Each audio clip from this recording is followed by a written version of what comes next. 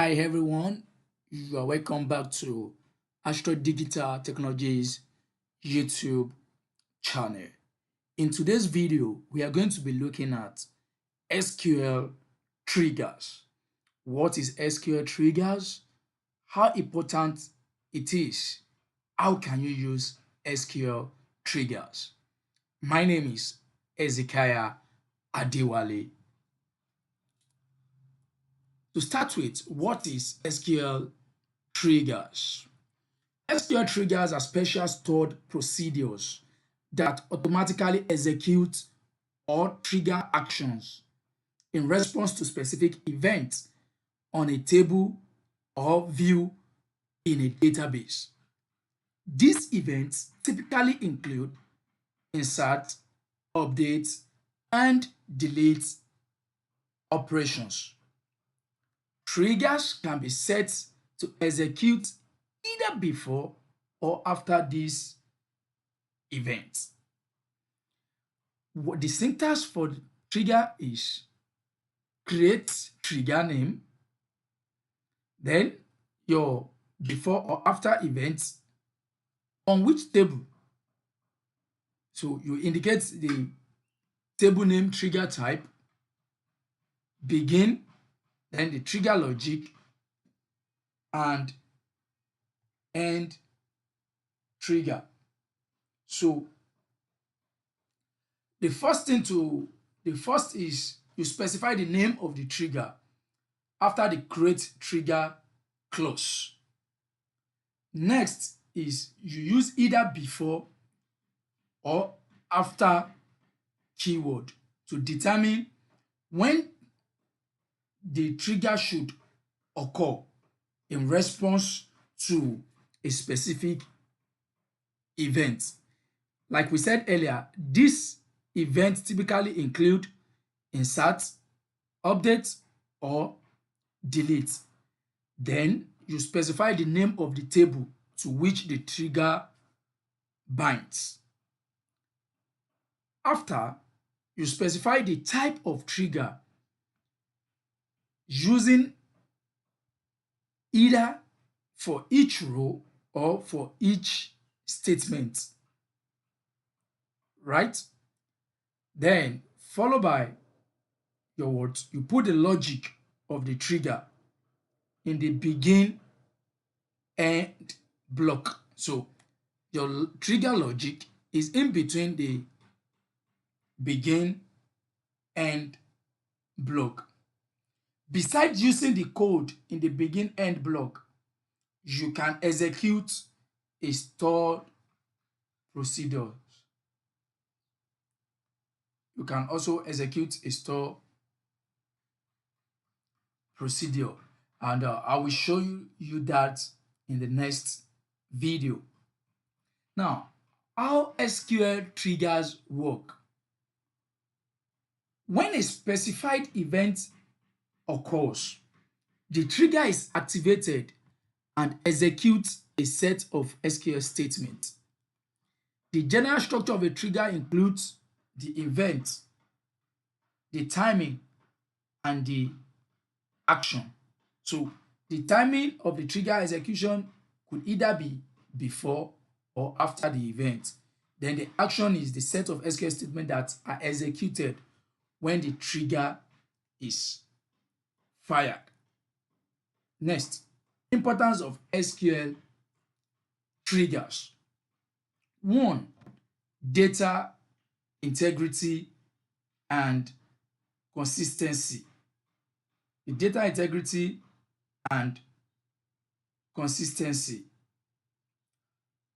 Automated auditing and logging. So triggers can automatically record changes to the data, making it easier to audit and track historical changes.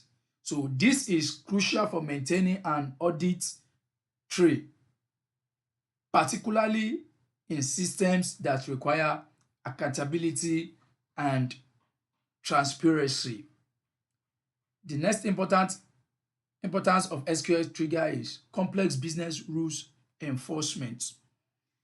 They can enforce complex business rules that might be difficult to implement using constraints alone. For instance, a trigger could ensure that the sum of transaction does not exceed a certain limit. We also have the reduction of application logic and real-time notifications. For this real-time notification, triggers can be used to notify other systems or users about changes in the database. Let's take, for instance, an inventory system might use triggers to send alerts when stock levels drop below a certain threshold. And the example use cases include auditing changes. A trigger can automatically log changes to sensitive data, such as recording who modified a record and when, enforcing referential integrity, synchronous replication.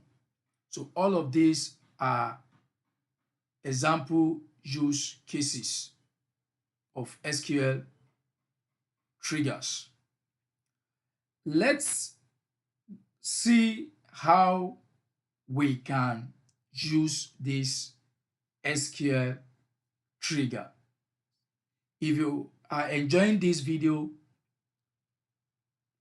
like, share, and subscribe to my YouTube channel. So let us move to this SQL trigger.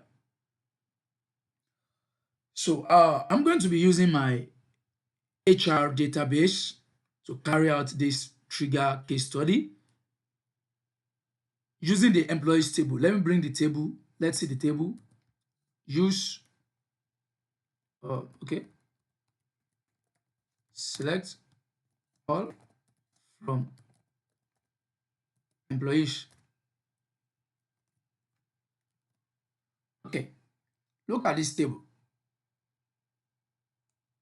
Look at this table. Suppose I want to modify the salary column. So I can log the changes of values in this salary column using SQL trigger. Now, to do this, what am I going to do? To do this, basically, I am going to create a separate table for storing the changes, and I will use a trigger to insert the changes into this table. So let's see how I can do this. I will start by what? I need to create the salary update table. Create salary update table. So this is what I'm going to do. And to do this, I will say create table. That is the first thing, create table. Then what is the name am I giving to it? I will say salary updates. That is the trigger name. Updates. Open the parentheses. Right? Let me create the column employee underscore ID, which is going to be integer. Right? Then I will say, okay, changed. So what I want to do here is that I'm using the change at. I'm going to use the change at column to use the current time as the default to the log the time when the changes occur. So what I'm going to do now is I will use the time change at what now? The date time function. I will say default using a current word timestamp.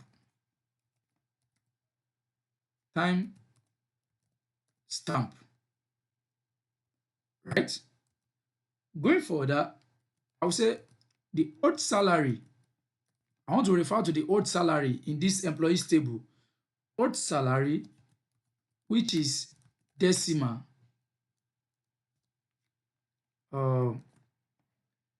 82, and then the new salary now. The new salary will also be decimal, so they have to be of equal data type and length. 82, and close this. All right.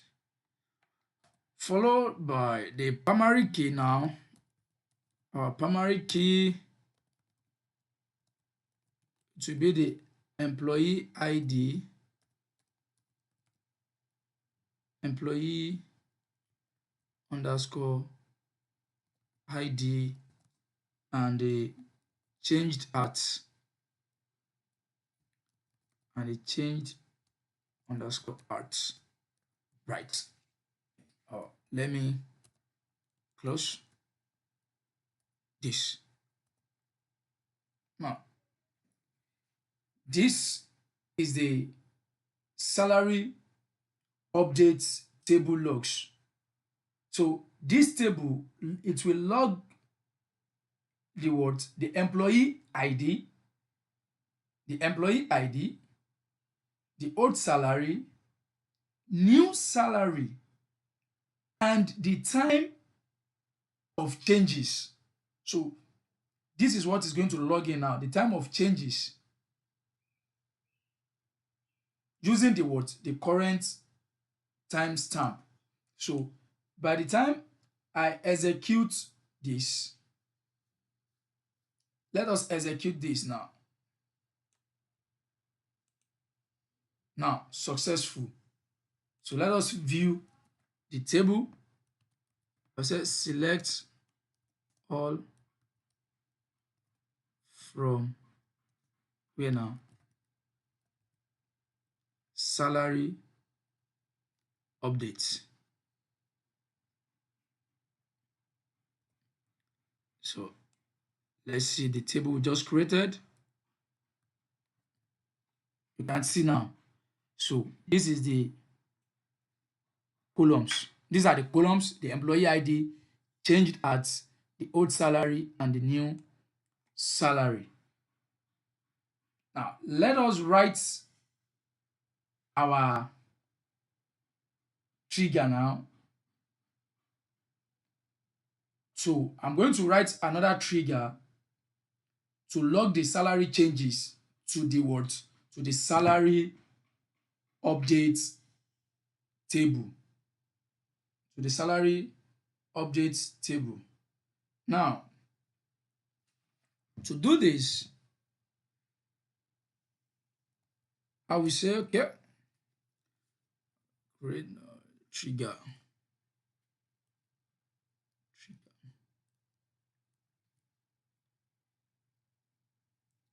Trigger to log the changes right now. Okay, I will say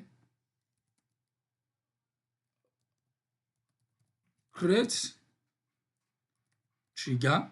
So we must always start with that. We must always start with trigger. Trigger. What name am I giving to it? I will say I'm giving it before update salary. Before update salary, on which table now? The employees table.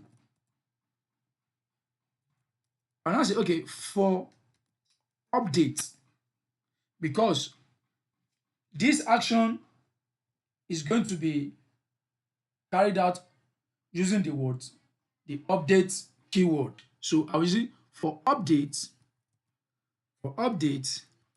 as, then I will start with the begin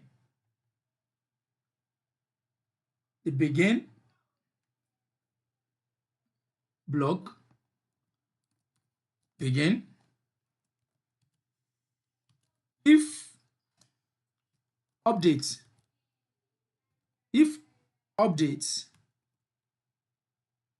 which is salary,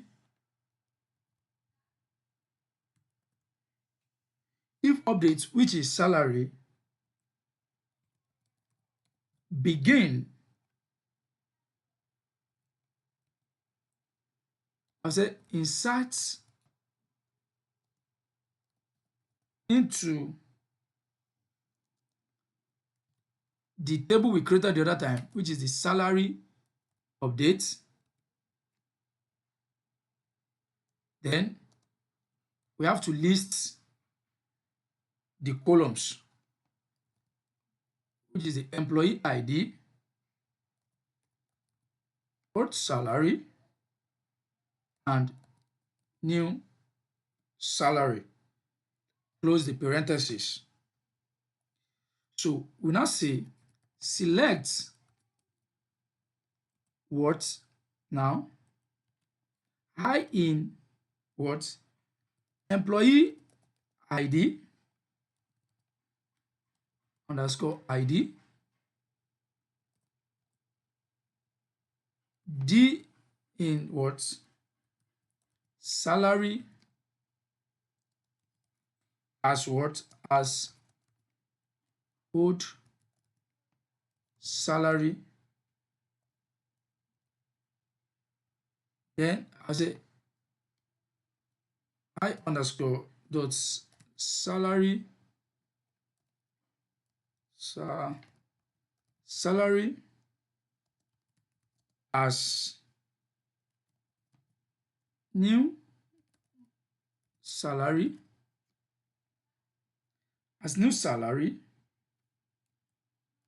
from where now? From what? Inserted, from inserted what? I,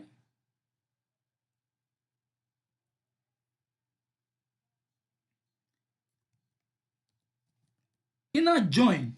I'm joining with the what? Inner join what? And I say, okay, deleted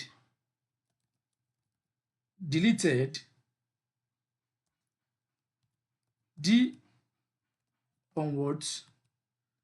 I dot employee ID,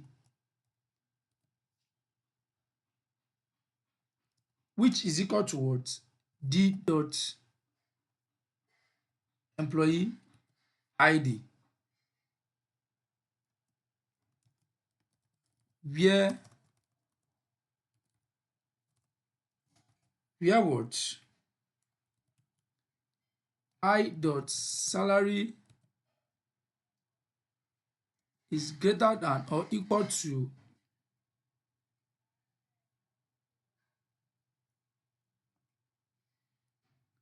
D dot what? Salary. Then the end block,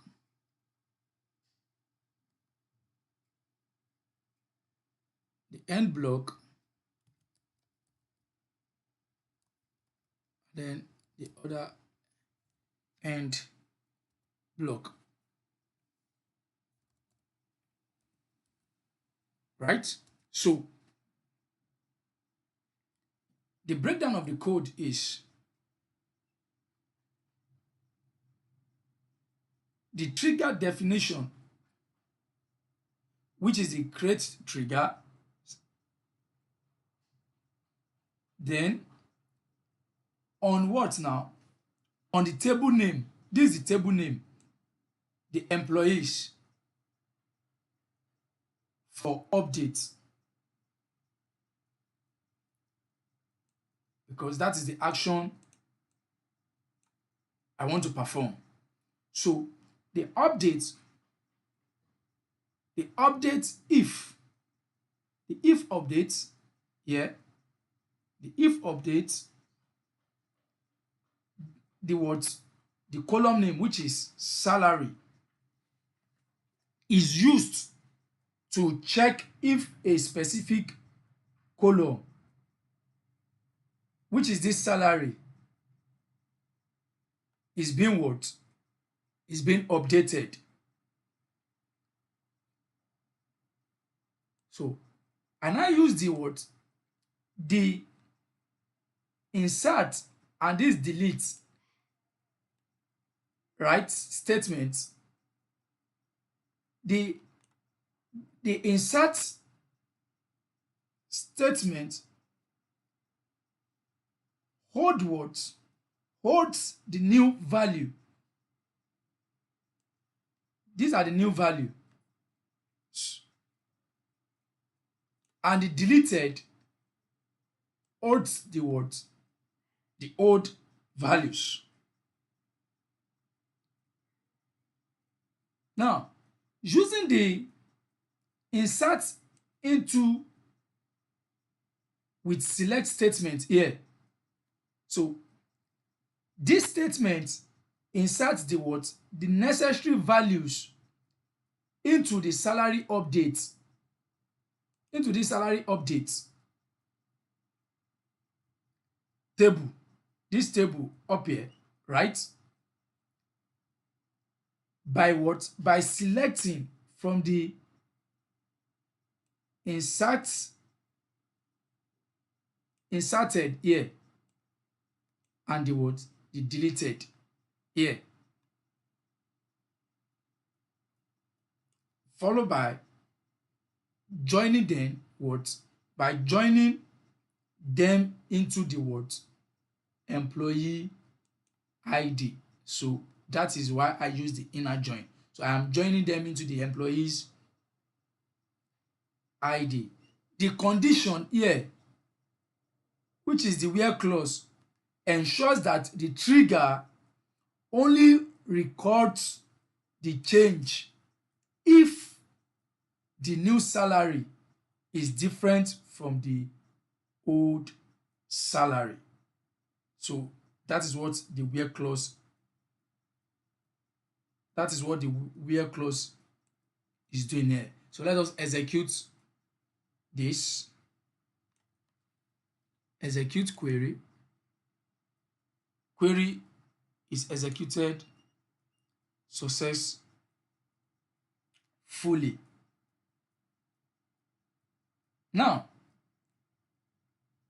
going forward, let us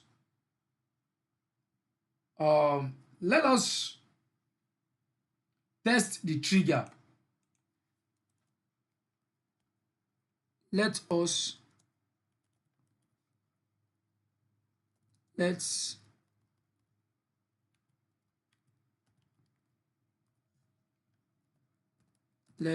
test the trigger.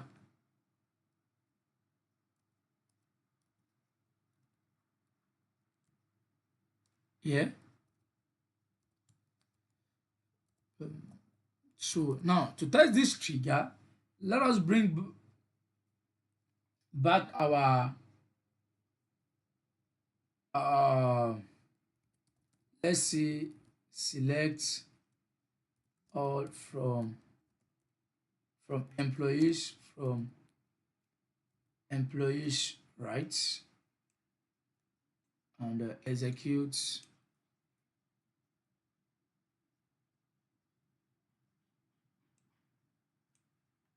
Okay, let us log this change on any of these ID here using the employee ID. Okay, let me mask this out. So what I'm going to do is, okay,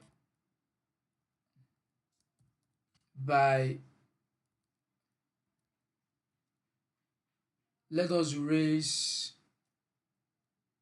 by raising the salary of any of the employee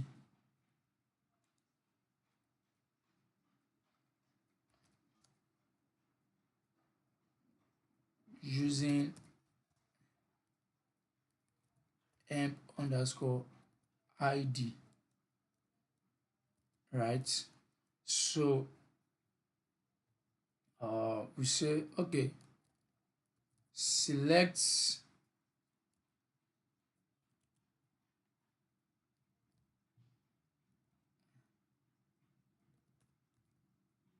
employee ID first underscore name, salary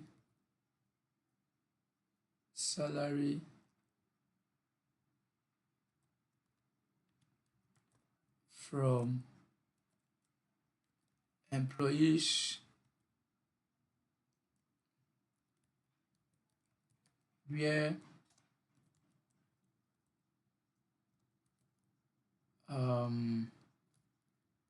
employee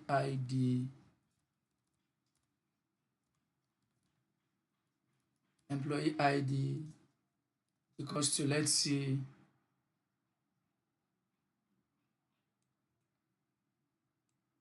which of the employee, let's see, okay, let's pick 102. Let's pick employee 102, 102. Okay. Right. Okay. This person currently go home with 17,000. Okay. So let us raise the salary. Let us raise the salary by, let's say, 7%. Okay. Let's raise salary by 7% using the updates statements.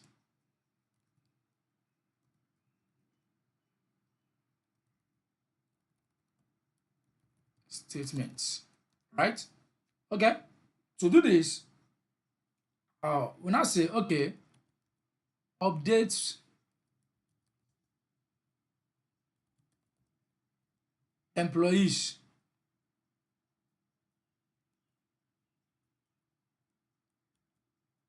I will now say set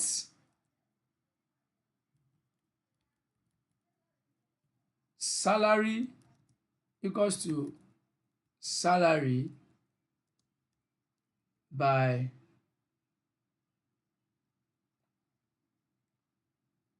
1.07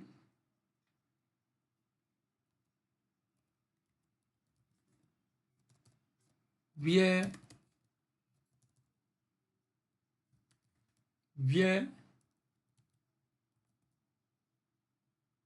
employee ID equals 102. And let's see what we have. Let's execute this.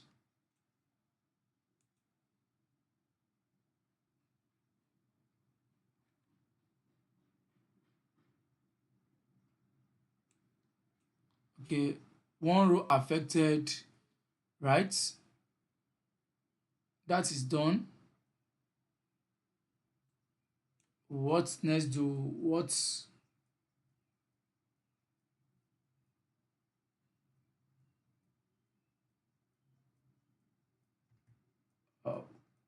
We've done that now. So let us check for the update.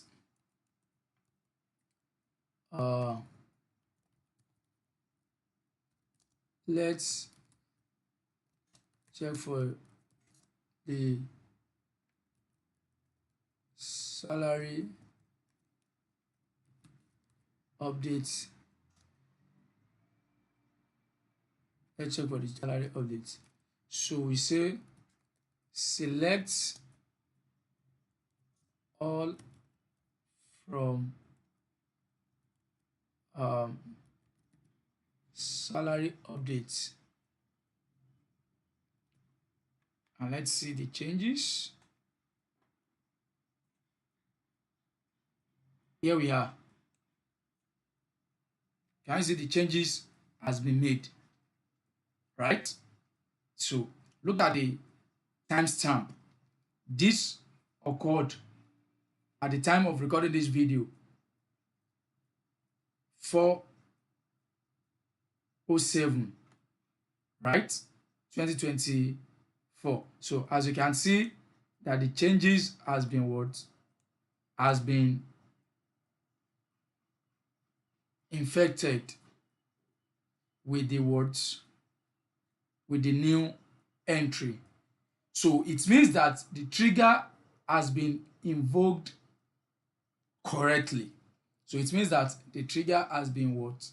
Invoked correctly. So some of the things you can as well do is to modify triggers. So to change the trigger definition, you use the create or replace trigger statement. So, but basically, the create or replace trigger create a new trigger if it does not exist, and changes the trigger if it does exist, right? So the create or replace trigger statement is similar to the create trigger statement.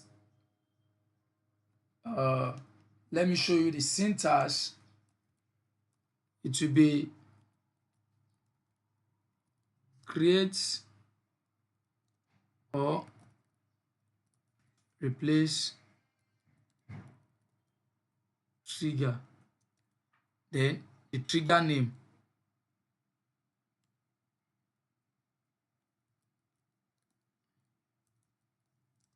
the trigger name, the event now, the event, is it before or after this event, and then you will have on the table the table name,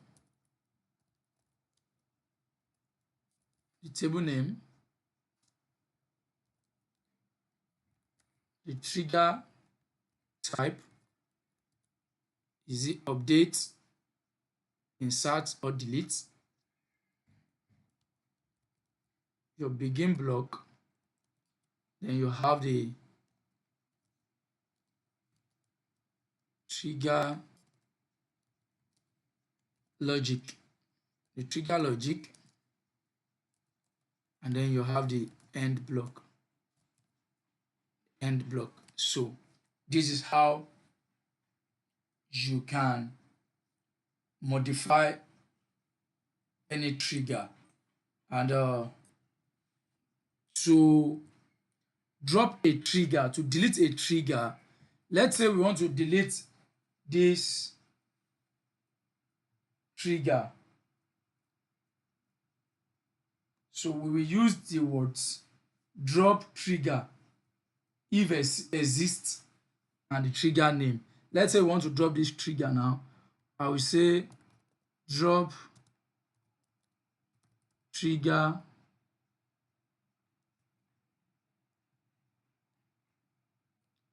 if exists